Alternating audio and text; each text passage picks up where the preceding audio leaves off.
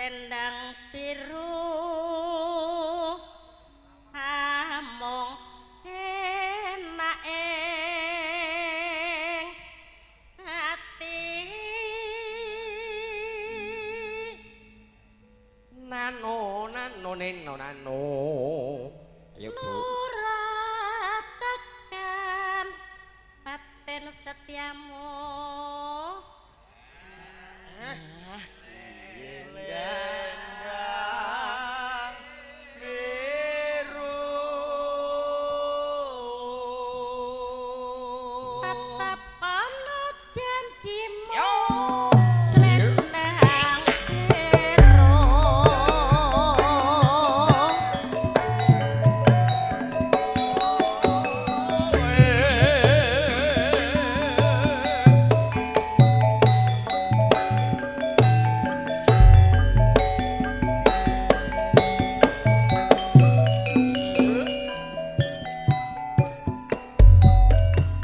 kadep pesma aku nyawang selendang biru kelungane medok lambeto asihane ngagem kepaya wongo nyampe batik so lahes lagane so lae gawe bingung nyoto kagungane tetepane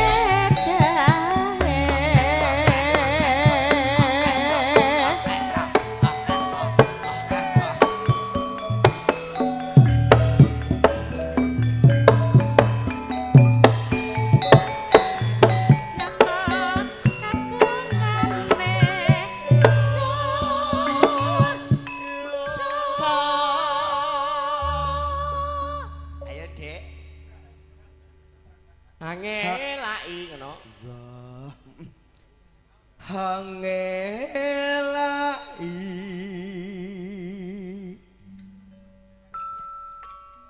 janji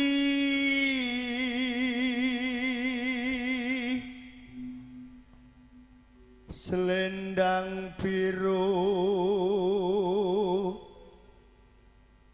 selendang biru hamung enai ati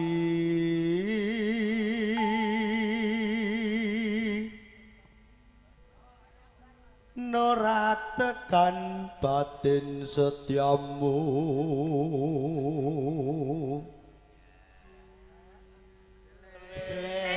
selendang biru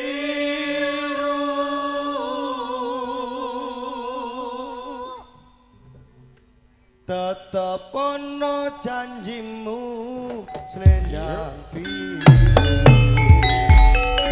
so ayo matur sembah nuwun ayo monggo mlebet iya ya esuk-esuk iki semangat-semangat. Semangatno Mas ya. Ora ketang sing nonton karek loro. Loro apa iki ya. Sek semene kiye ngono iki gak ya. Cara cetha. Yo. Semene kiye bapak karo ibu kabeh sik ndelok ngene. Loro. Kok iso? Lanang karo wedok lan ndi ono banci. Iya ya. Loro tok sing nonton iki loro tok. Ora apa-apa kanggo cagak elek piyai. Darah pelem kabeh nggih. Nggih. Nyatane sik padha cagak elek. Alhamdulillah lho Lah iya Mas. to. Iki mertandakno ancen kerukunane iki jan luar biasa. Heeh. Mulane wong urip iki sing diutamakno rukun. Ya. Rukun karo tanggane ya rukun karo keluargane, rukun karo sanak sedulure. Iya. Mulane nek jarene wong kae sapa sing gelem rukun agawe santosa, yen cerah agawe bubrah. Heeh. Lah ya kuwi wis ketok mata lho ya. Iya Kang. Wis iso dibuktekno ya wis ana nyatane. Sapa? Lho aku dhewe. Kowe lha apa? Oh alah, lho ya ngono nek aku iki jenenge Mas Temon. Iki nek karo tangga iki sing paling penting rukun tak utamakno lho. Pertama sing mbok utamakno ki kerukunan. Kerukunan karo tanggane lho. Ning nyatane ya tenan wong sing gelem rukun iki bakal entuk berkalan barokah. Kaya sasindiknane kae lho Mas. Kok iso? Setahun kepungkur ana corona. Wah, iki pas mumet-mumete sirah. Gene yo. Lah piye pas tanggapan sepi, duit rapate ana, wong tuwa malah lara. Ya piye wae wong jenenge wong tuwa lara iki kudune ki ngusahakno wong kowe sebagai wong enom. Lah ya mulane kuwi gak malah mumet, isih ketambahan. Apa neh? Mbahku sing wis tuwa, ngrik-ngriken. Jajal to. Ya ora dadi ngopo ya Mas, pancen wong ki nek wis tuwa biasane rentang penyakit. Lah tapi wong jenenge wong enom masih ora ana dhuwit nek jengene mbahane dhewe. Iku paling ora ya kudu ditambakno tak periksakno ning puskesmas. Mbahmu mbok periksakno. Jare kon nggawane rumah sakit lho, Jal. Ya ning ngeraketan piye ya aku tetep budidaya tak gawa ning rumah sakit. Mbahmu lara mbok gawe ning rumah sakit terus piye? Pikiran ki bingung. Cara mono bayar nggo apa? Nek gak tak tulung iki mbah-mbahku dhewe ya nyawane mbahku aku. Iya. Rong dina ning mlebune rumah sakit. Lho, aku lho gak ngira. Kene. Tangga-tangga do niliki kabeh. Lho, sapa sing ngira nek gelem rukun karo tanggane tangga-tangga padha mara kabeh. Melu mara ndongakno mbahku gendang mari. Lho gak cukup ngono tok. Lah terus lapo? Ditinggali amplop. Mergo rukun iki. Rukun karo tangga. Rong dina ning rumah sakit tangga-tangga padha niliki kabeh. Do nganggo amplop. Tak buka isine, Mas. Udah. Isine piye? Rong dina ning rumah sakit amplop tak buka isine 2 juta. Wih. Jal to. Perkara ki rukun karo Rukun karo tangga lho. Gelem rukun karo tanggane apa bakal enteng lho. Rong dina 2 juta. Rong dina 2 juta. Iki terus tangga-tangga yo isih padha niliki kabeh. Genep kurang luwih iki 8 dina. Mbahku dikon mulih doktere. Lho, ya apik no Dek, berarti mbahmu kuwi oleh mulih tegese mbahmu kuwi wis mari saka penyakite. Wis sembuh. Kowe iki piye goblok kemi lho. Kesempatan dokter tak seneni. Lho, bocah iki piye? Lha tek ora. Mbahmu ki wis mari dokter nganjurno pasien mari kuwi harus dibawa pulang. Lah pun rumah sakit. Dokter tak seneni. Wis sampeyan iki pripun to Pak aku? Mbahku iki kene dhisik aku. Loh, Mas, mbah sampean wis mari. Ora iso ngono. Nek iso mbahku ning rumah sakit kudu ana kok 10 dina. Ngono. Iya, tak seneni doktere. Doktere mbok seneni. Seneni no. Lah saiki bayangno to. 2 dina 2 juta. Ya. Lah iki genep 10 dina gak 10 juta. Berarti doktere mbok seneni. Tak seneni. Perkara mbahmu mari dikon mulai dokter mbok seneni. Iya. Kowe mikir. Tak mergo nek 2 dina entuk 2 juta. 10 dina gak 10 juta. Iki pikir aku mulai gak dodol sapi malah nggawa pedhet aku ngono. Bocah kok pinter. Tapi ra apa-apa. Tak kandhani. Iki agek 10 dina dokter mbok seneni ya. Seneni. Nek kira-kira ngono mbahmu kowe ndang modal rumah sakit, mbah tekek ndang mati untuk beras pirang-pirang kowe. Kowe iki malah ngemake kriminal. Bocah kok goblok. Kok goblok piye? Wong tegese wong lara digone rumah sakit wancine wis mari ya digawa mulih. Rezeki lho, Dik. Rezeki piye rezeki? Tangga-tangga do niliki do nggo angklop lho, Dik. Ngam iki lho kok ya. Ning alhamdulillah Mas, aku seneng sowane nggone laladan pelem kene. Lah sebabe Ning sayange apa? Wah, aku pipis golek nggon pipis angel ra karuan. Lah matane iki lho. Di. Lah ngarep omahku ya ana kamar mandi. Lah kamar mandi piye banyune entek. Kok ya bocah kok goblok. Banyune entek ning samping kono ya banyune entek. Aku ndelalan duwe ide. Aku nguyuh nawar pikup aku. Bal tepak kene lho. Pikup ndasmu ngono. Apa? Engkel ya. Engkel? Iya. Aku engkel to. Lah aku nguyuh ndelalah kok engkele melayu aku yo ngene lho, Dik. Gara-gara golek aling-alingan. Golek aling-alingan lho aku yo ngene. Bayo lah kowe ngono. Polamu kok iso gara-gara pengen gak ketok ngono. Wong lanang pipis kok susah. Lho lanang pipis kok tak susah iki piye? Loh, pipis biasa wong lanang sak nggon-nggon iki. Lah kok pipis nggo apa kok sak nggon-nggon? Lho. Kamar mandi gak ono banyune. Tak delok kok banyu kok rupane kuning iki apane aku ngono. Sembrebel nuwun sewu sesuk digebuyuri niki. Aku terus ngaleh. Iki kok ya. Iya tenan. Kok goblok. Aku golek kamar mandi ning Kuwidul kono lho no. Heeh. Ndelalae lho. Kene. Ana wong liwat pirang-pirang. Iya. Lawange gak ono kuncine. Lah terus. Nah aku pipis yo mikir to iki piye carane gen gak buka lawange. Dadi sikilku tanggane sitok ngene. Lah karo nguyuh. Nah ngene lho. Lah iya. Apa? Tak kira mangkirik jeblek kowe to. Lambemu rusak. Kene perkara cerita ini tak critani iki to. Aku wingi kan ning Semarang. Waduh men to. Iya no, wong piknik. Wih, wong ning omah ya ora ana acara apa-apa. Ya terus karepku nyenengno pikir. Oh. Aku piknik ning gone Semarang. Terus Numpak bis bareng-bareng. Lah kuwi to, dolalah ana bocah nangis iki. Ning kono kan bis ana tulisane. Piye? Awas jangan mengeluarkan anggota badan. Lho. Jangan bis kuwi ana tulisane awas jangan mengeluarkan anggota badan. Yo, bener. Dolalah ana cah cilik nangis ngoek to, dimiki karo buane. Lah iya to. Terus tak ngenekno, "Mbak, kae ana tulisane, Mbak." Ibuke kan ngemi bocah iki tak kandhani. Kono tulisane bis kae lho. Awas jangan mengeluarkan anggota badan ngono. Dolalah anake cek nangis dimiki ra gelem, Dik. Dolalah mboke ngene. Kowe nek ra gelem kok tak wehno om kae lho. Nah aku diditingi ngono. Delalah aku kan medun kudune medun bluro to. Iya. Delalah aku ngantek medun Bojonegoro. Lah kenapa? Ngenteni ora dikek-kekno aja pirang-pirang lho. Iki jare ape dikeki kok. Kuwi ngono supayane anake gen meneng. Terus tak kerekno aku medun Bojonegoro. Ditemok kae ora. Rumangsamu iku ngono supayane anake gen gak nangis. Lah piye aku ya ora kok ya. Golekanu ya. Mbak nganten dalah Mas nganten. Alhamdulillah tasih padha melek. Ya. Padha tasih mirsani. Aja lali didongak-dongakno kanggo nganten anyar. Dongamu piye? Gampang no. Nganten anyar iki sing penting siji aja pegatan. Oh iya ta? Ngono. Iya dadi keluarga sing sakinah mawaddah warahmah. Sing penting siji Aja pegatan. aja pegatan. Kuwi tok kuncine. Arepe wae sing penting aja pegatan. Insyaallah cepet diwenehi momongan. Iya. Iya ta. Iki nek sapa di. Ya ini kono dandan tukang barang lho iki kak ya. Sing rusak iki apamu kok ngundang tukang barang gegek lapo iki kak ya. Dagelane telu. Iki kan aku kelingan mbake nek dadi nganten iki lho. Kenapa? Kelingan biyen aku urip ning omah karo maratuwa. Terus Jenenge nganten anyar to. Aku nganten anyar dayoh iki lagi isek rame-ramene dayoh. Ndelah dayoh do mulai hak sepi to. Aku ning kamar bar ijaban karo bojo kan wajibe wis sah. Wis sah no. Aku ning kamar karo bojoku, ndelah maratuwa ki tegak sungkan belas ngono iki kok. Kenapa? Aku lagi karo bojoku to.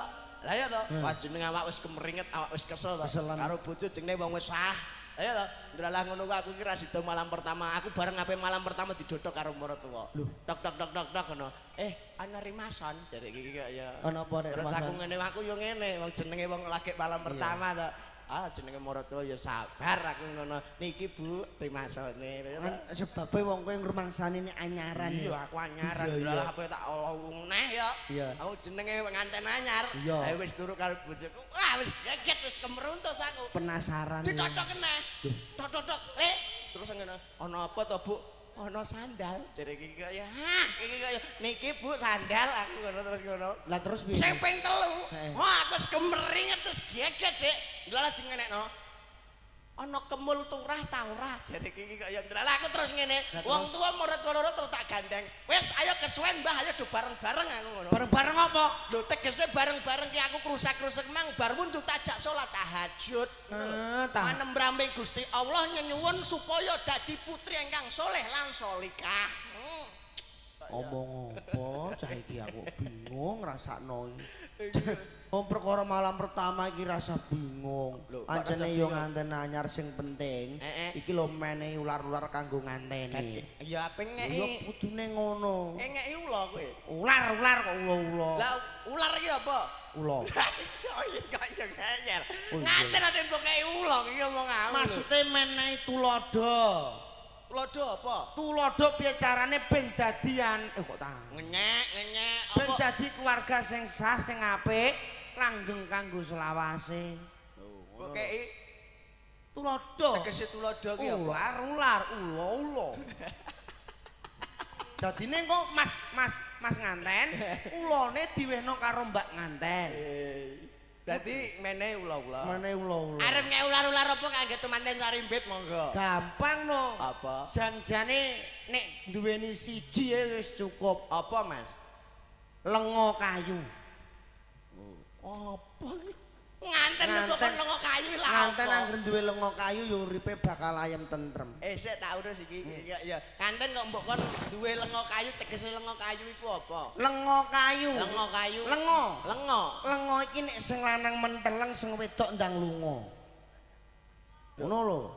Sing piye? Lengo. Nek sing lanang menteleng, wong lanang biasane yang gratine ra cocok kok ngene lho. Heeh. Bojone ya ngene, Mbak. Iki sing wedok ndang lunga. Ndang lunga. Ngademno atine. Lah nek lunga terus ora sida. Ora sida piye? Ya ancen ben ra sida congkrah. Adem atine terus balik kondo karo sing lanang. Ya Allah. Ana apa to Mas sampean kok lirak-lirik karo aku salahku apa? Ngono. Aja terus padha padu-padunan. Ki sing lengo. Sing lengo. Sing kayu. Kayu. Nek sing lanang kaku, sing wedok mesti guyang-guyu. Iya nek ra kaku ora ngarah guyu iki kok ya. Pikiran bosok ya. Ya aku mau. Iki kok ya. Wis ora rasa mbok kandhane nganten tuwa nganten nom. Nek ra kaku mesti ra guyu iki kok ya. Oh, pikiran bosok ngono. Maksudnya apa kuwi? Gak jorok iki. Kaku apa, Dik? Sing tegese kaku. Kaku. Nek sing lanang kaku, sing wedok guyu. Kaku mah Piye maksudnya? Ya wis suwe iki kaya rasa mbok kandhani, aku dhewe ngeres debuke ngeres para Bu. Lho nggih kaya. Anu sesuk melaku ya. Lah apa? Iki sesuk melaku. Engko tekem tokno tak ombe ringso. Bagep gombal aku iki. Maksude iki nek sing lanang kaku-kaku pikire iki lho. Sing tegese kaku pikire sing wedok ndang guyu. Aja padha melok padha kaku-kakunan. Iya. Tegese mudeng kowe. Aja kaku-kakunan nek ana perkara dirembuk bareng nek gak iso wong tuwa dielokno. Oh. Ngono. Ya njaluk solusi ngono karepe. Kuwi karepe ngombe kayu, Mas. Iya. Iki kok ya. Iki alhamdulillah ya, Mas. Iki ya ora lali ndedonga kagem panjenengan Bapak ingkang hambengku gati. Pak sapa? Sumardi. Ah, iki Pak Sumardi ngrawuhaken Candiwara Ketoprak Gilar Tribudaya. Ah, iki asline tak salahno, Dik. Mbok salahno piye? Pak Sumardi ndek gawe kok nanggap ketoprak. Lho ya apik no mertandakno nek seneng kabudayan Jawa. Apik apa? Nyenengno karo tangga teparo. Alah wong kowe ora ngerti tak seneni asine. Seneni piye maksudem? Ndek gawe kok nanggap ketoprak padha karo ngingoni rampok ra ketok.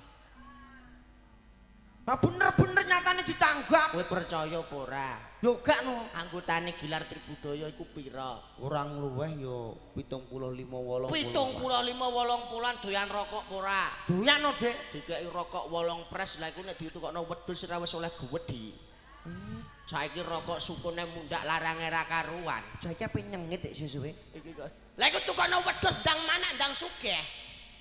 Oh, lah saiki wong ndek gawe iki karepe yo senengno nyenengno wong liya. Alah, aku iku lho dhuwitku akeh mbrah lah, ora kudu nek kok nanggap ketoprak. Pengen rodok murah tayub-tayub. Lah apa tayub? Nek tayub kan rodok murah. Alah oga prei ya. Lho adek prei. Tayub tuwekan do joget didelok putune ra isin iki kok ya. Nek nggonku isin lho Dik iki kok prei lho Dik iki kok ya. Wayang, arep nanggep wayang gen gak ono sing joget. Lah apa nanggap wayang delok wong sitok keplek diulang dikeplek-keplekne kok percaya. Diomongi wong sitok. Kaya Mbah Hanom iku pura swidak lho. Iki mau ngam swidake mbah gelem ora tekan kene saiki. Iki. Lah wong trimo diomongi dalang sitok. Trimo diomongi. Wangkeme. Ngono duwe pirang-pirang atus kok ya. Wong jengene sen. Preno, Dik. Mesti karep nanggap dangdutan. Alah. Dadine iku gen tambah rame. Bocah regane lah isih rada murah. Ya Allah, bocah iki.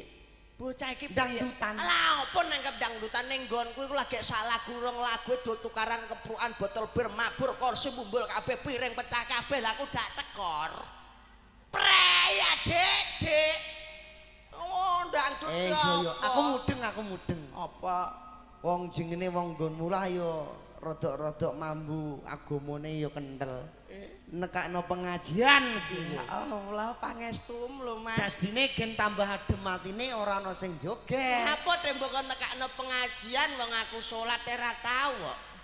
Lah aku dak digojlok agobloke cah iki. Lah ya kok usaha mek sate kire. Aku mau nembok nanggap pengajian ah. Saiki lho kabeh-kabeh kok kowe moh kamangka iku mang wis klebu seni. Umpama kok kowe ndek gawe pengen piye jan? Aku pengen nanggap duit sithik sing penting rame. Apa kuwi? Lho kira-kira duit 200 iso ngramekno wong sak desa no, Dik. Duit 200 iki oleh apa omonganmu? Pengen nanggap apa tak dono? Nanggap apa? Selepan jagung. Tekakno selepan jagung telu sangone 200-an lagi piro agek 600. Rame ya? Rame goglek bareng mak dok telu lho Dik, wis rame terus dikokno sound speaker ono seramene ra karuan. Jane ono sing rame neh kok. Apa? Lho kira-kira nek wayah ndek gawe pawonem apa? Gen burap-burap tangga-tangga gen do teko. Apa iki kok ya? Wong ndek gawe iki ora ngono. Nek jengene wong Jawa, iki ora perkara regane ning perkara ku atine. Ngono. Nek pancen atine wis seneng arep rega larang, kuwi dadi murah mergane cocok. Apa meneh kok awak dhewe wong Jawa, nek iso ayo padha uri-uri budaya Jawa aja nganti katilep karo kabudayan manca. Ngono lho, Dik. Iki kok ya. Ayo, iki mumpung tasih rame sedaya sampun rawuh. Iki ya wis esuk kursine wis ditumpuki ketoke wis do gak kerasan kok. Ndi sapa sing numpuki ora ngono. Lah kaya apa kok. Lah iki wis tumpukan karo sore kok. Iki kok ya. Mosok Wah, iki kok ya. Monggo, iki kagem panjenenganipun Bu E setese nderek pinaraan ugi tesih nderek jagong. Kalian tangga teparu monggo. Nggih, ngaturaken tembang Jawa. Oke, monggo. Ngersake napa, Pak? Nek gak sing ana sing ngersakno matur sembah nuwun. Ayo Dik balik. Lah apa? Gak ono, Dik. Iki kok ya diaturke nganggo bawa. Ya bawane apa, Dik? Supaya warga pelem kabeh iki anggone ngrungokke regagan sasana atine tansah seneng adem ayem. Nggih. Bedhog tika datan ngarsa. Wah, cocok adem-adem diwenehi sing rada mlengkik-mlengkik. Iya. Pindingane, Pak. Bedhog tika datang ngarsa golek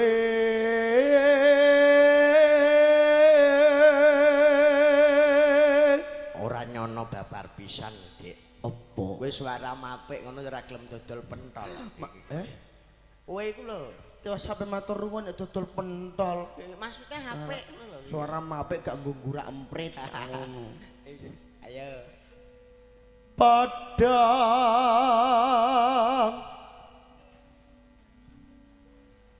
bulan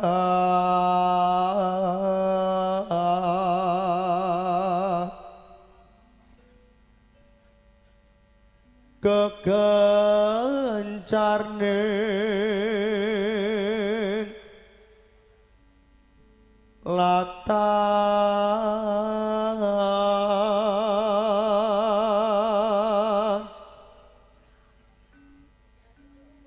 denguk denguk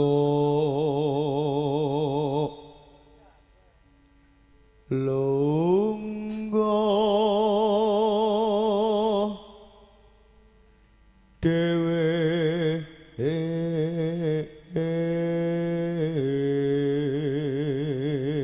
walah ngantene kaya diwekasno wong bowek terus mlebu kamar sampai direng-rengno ben Iku ngono Dik iki menghayati. menghayati piye menghayatun menghayati nggih monggo Apa? Kandi. Angin mripit mangidul sayang greges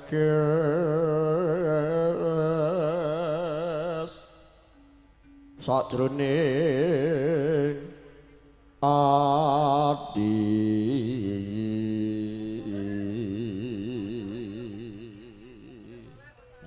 ampun ngantuk riyen rumangsa yen mos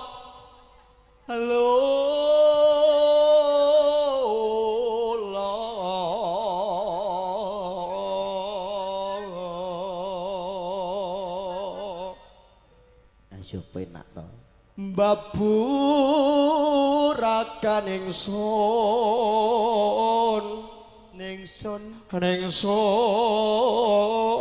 ningsun ningsun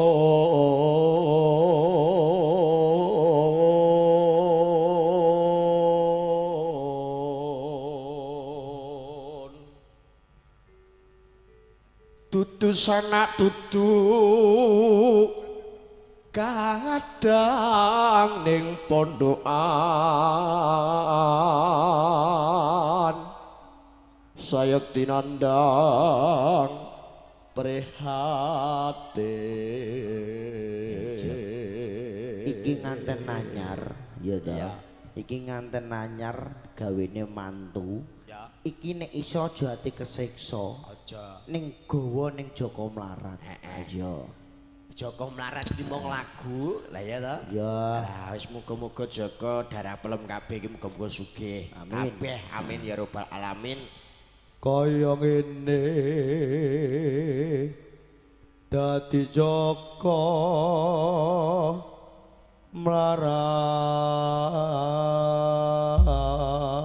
Mlarat yo Yo. Buka celuk. wiwit biyen mula aku rak wis kandha aku wong nesta tanpa pondo donya Joko Mlarat wong tuamu papat aku ra koso uripmu wis mulya iki wis wancine kudu didangupke karo priya bagus sing padha sugih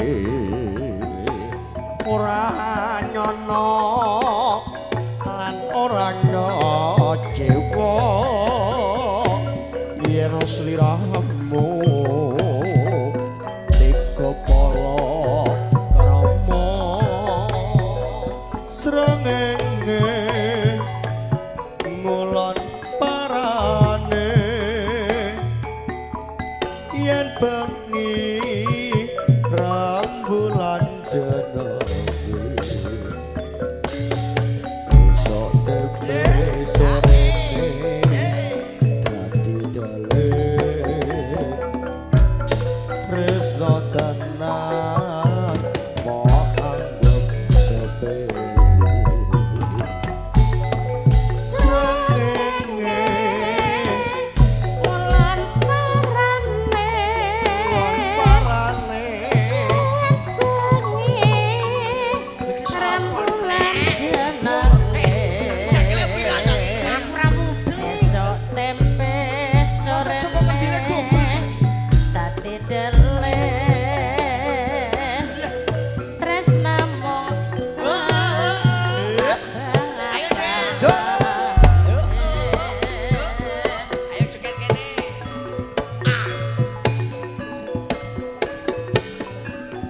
yo Kalma. Yo. Walah nerak wong modelmu. iya iyo iya iya iyo yo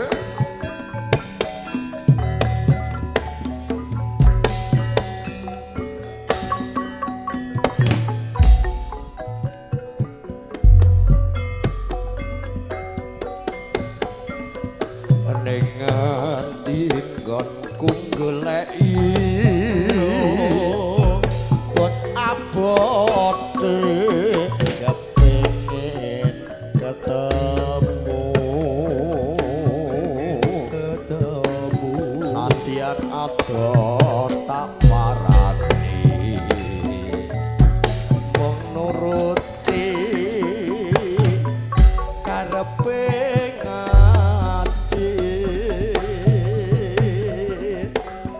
barang saiki ketemu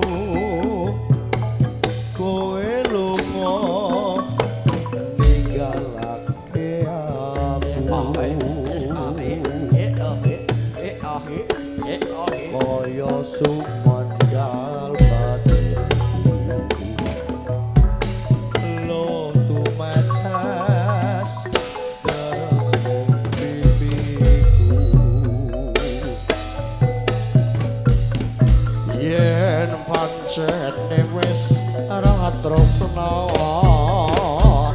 mbok yo kandha sing prasaja aja gawe gelem ati aku ora bakal kendeli kaya ngene lelakonku yen ngopo kok dadak ketemu yen pancen ditinggalke gawe gelo hati salawase Dil. Rene. Jo kendel.